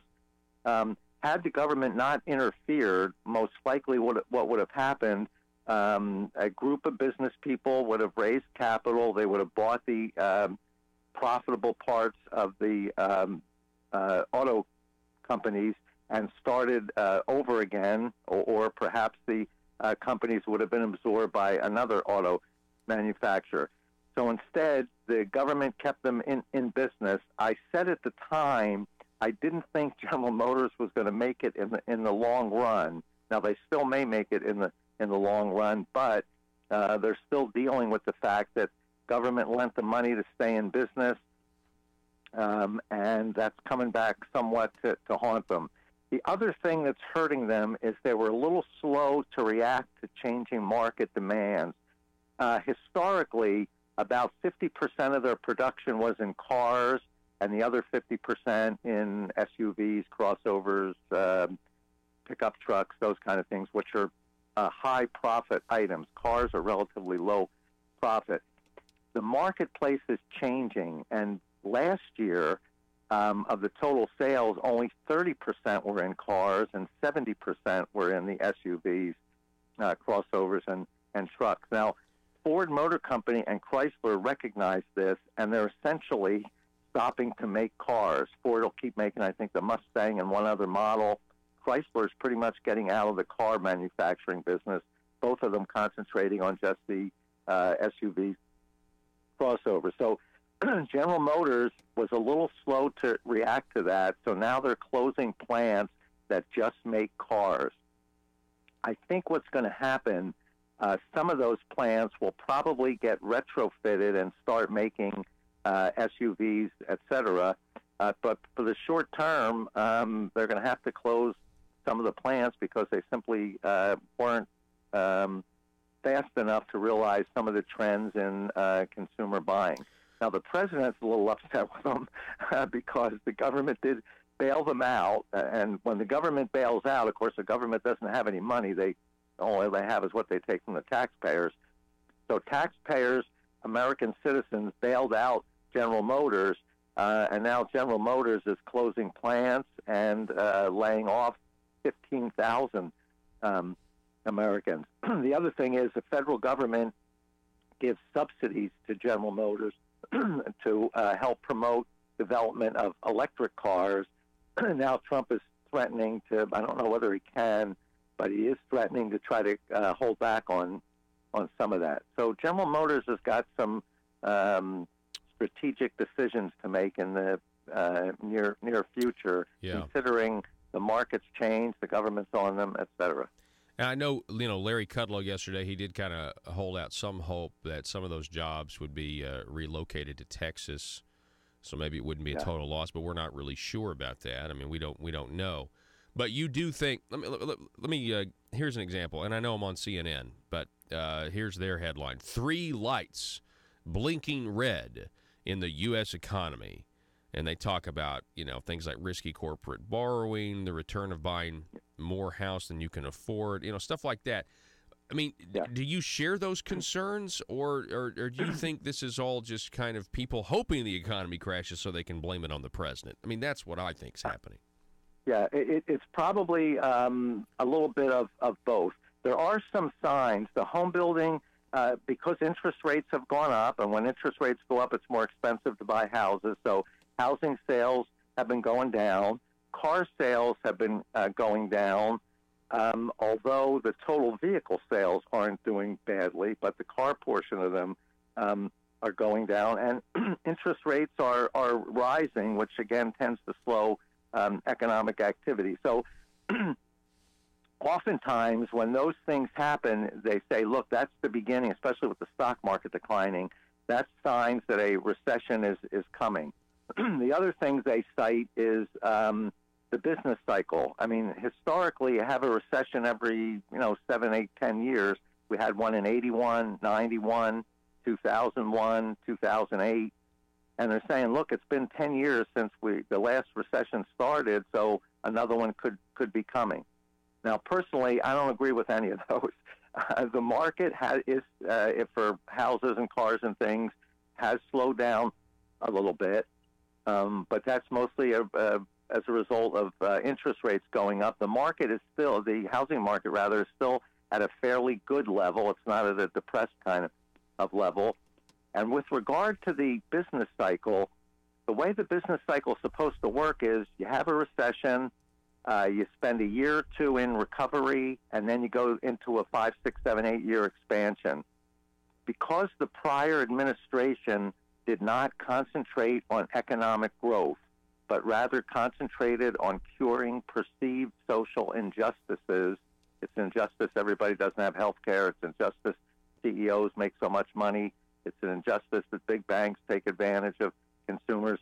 So because the prior administration concentrated on curing these perceived social injustices, it ended up slowing economic growth. In fact, President Obama is the only president in history to serve a term in office without having at least 1 year where annual GDP grew at least 3%. Wow. In fact, we haven't had a 3% growth since 2005. Now, we will have more than a 3% growth this year, although the fourth quarter is a little slower probably than the second or third, but we will have better economic growth. So as a result of President Obama passing all those regulations to help, he said, to help consumers and slowing economic growth, we never really got out of the recovery stage. Yeah.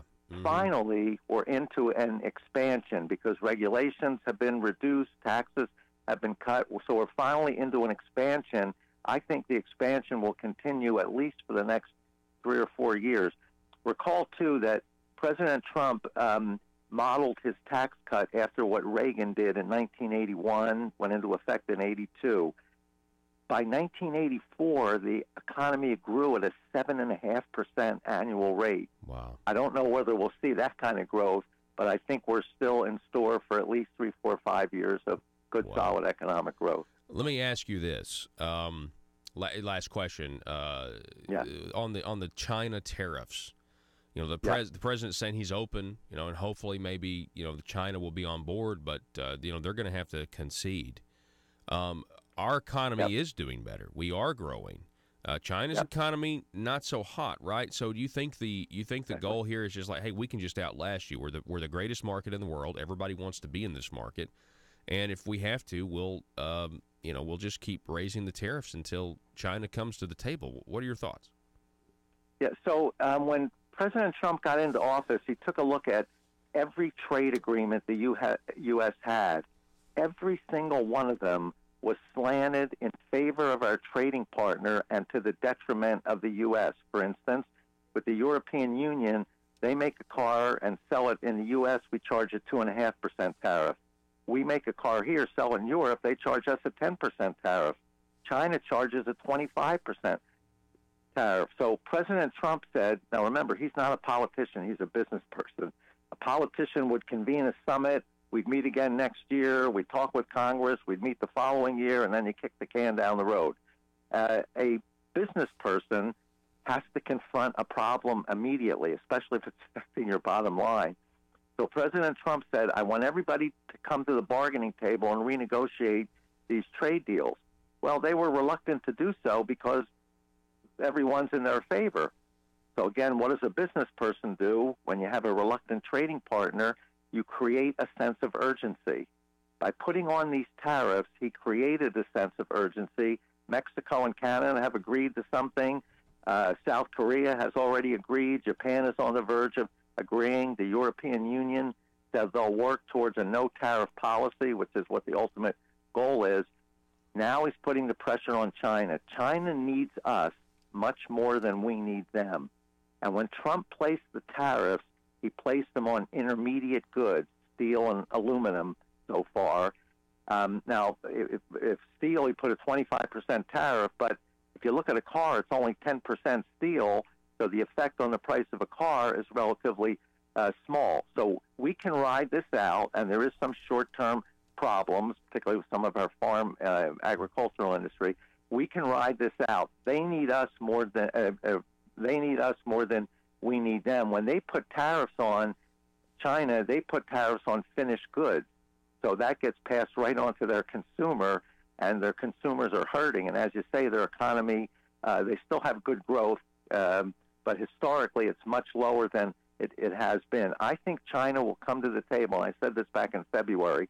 I think China will come to the negotiating table before the end of the year, and by early next year we'll have an agreement with them. It takes time to ratify all these things, but we'll have an agreement with them that will open up foreign markets to U.S. manufacturers, which will lead to long-term economic growth for us. There will be some short-term pain that we'll deal with, but long-term this is good. And you know, the things that they're asking for are very specific. You know this, Dr. Bustler. I mean, hey, quit the forced technology transfers. You know, you're going to have to stop those things. And I mean, I think this. I hope you're right. I think there could be a future, you know, with the trade with China, but it's just going to have to be based on mutual respect, and they're going to have to stop stealing all of our stuff. You know, that's exactly right. We all favor free trade, but as President Trump has emphasized, it's got to be fair. So free trade, if you're going to have any tariffs at all, then it should be the same on both sides. And China can't put requirements on us to give them all of our proprietary knowledge just to be able to deal with them. Every other president has recognized this and did nothing about it. President Trump, a business person, is confronting the problem head on. Dr. Michael Bustler, we really appreciate it, sir. It's always great to have you on the program. Thank you. It was my pleasure. All righty, folks. We're going to take a break. 870-275-9799. You can follow Michael Bustler on Twitter at @mbustler, Busler. Back in a minute. Russellville-based firearms manufacturer Omega are making clones of the most notable German firearms in the world. These delayed rotor-lock firearms have been and are currently used by law enforcement and military worldwide. At Omega, they manufacture their guns right here in Arkansas and produce the best reproduction in the marketplace that comes with a complete 5-year warranty. At Omega, they take firearm manufacturing seriously and offer discounts to active and retired law enforcement. Whether you're using Omega firearms to defend the public, defend your family, or for target practice, Omega has your back. For pricing, go to omega-guns.com. That's omega-guns.com. If you're like me, you believe that small business is the heart of Arkansas's economic engine, and it should be viewed that way by the politicians in Little Rock. Conduit for Commerce also believes, like you and I believe, policies that achieve less regulation and lower taxation help small business in Arkansas thrive. Other policies like small, constitutionally consistent government and reducing citizen dependency on government keeps it from growing and expanding its influence on our daily lives. Conduit for Commerce works every day to educate the general public and legislators on these important priorities in the name of Arkansas small business. By the way, contributions to Conduit for Commerce are tax deductible. Log on now to conduitforcommerce.org and click on Contact Us on the right side of the page. That's conduitforcommerce.org. Go there now and learn the facts on protecting small business in Arkansas.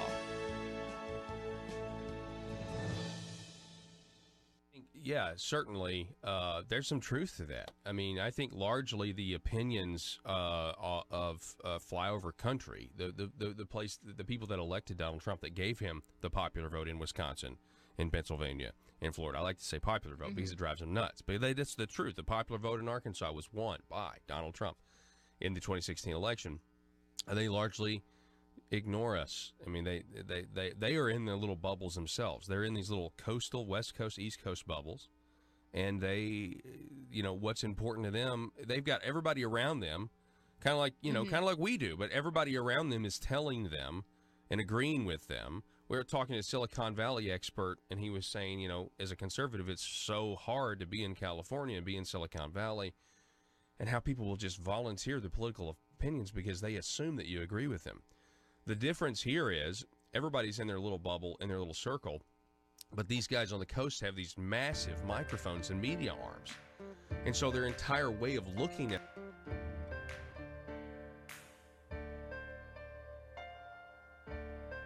bringing you your daily dose of truth. It's Conduit News Radio with Paul Harrell.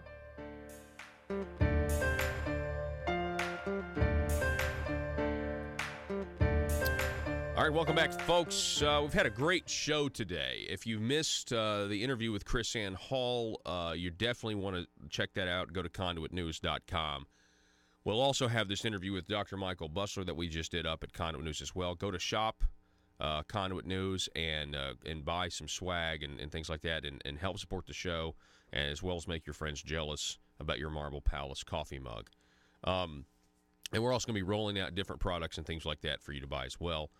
So stay tuned for that. Now, I want to remind everybody that, first of all, we have our Conduit for Commerce segments, policy segments. We're going to have another one of those on Friday. But the founders of Conduit for Commerce, Mr. Joe Maynard and Brenda Vassar-Taylor, they're going to be in Conway tomorrow. Larry's Pizza at 12. We mentioned it earlier, but I figured I'd mention it again.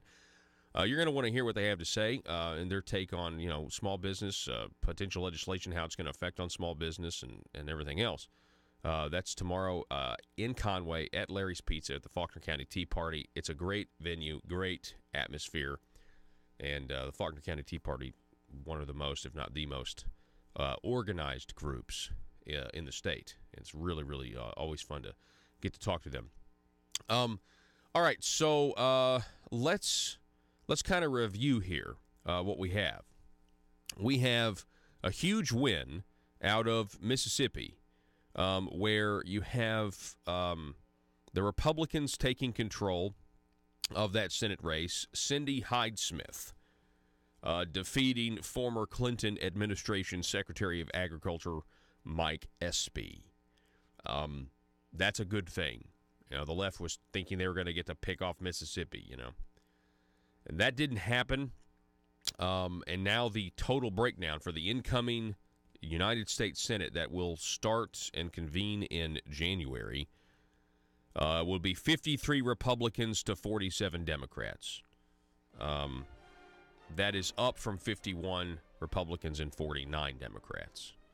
So that's going to make things much easier for Mitch McConnell. And by the way, Kamala Extract Harris, I'm going to start calling her that. In Battlestar Galactica, Kamala is a drug. Kamala Extract, it's kind of like it was an experimental drug they used to treat cancer in Battlestar Galactica. So Kamala Harris. So Kamala Extract Harris may very well now lose her seat on the Judiciary Committee because they're going to shrink the committee according to reports.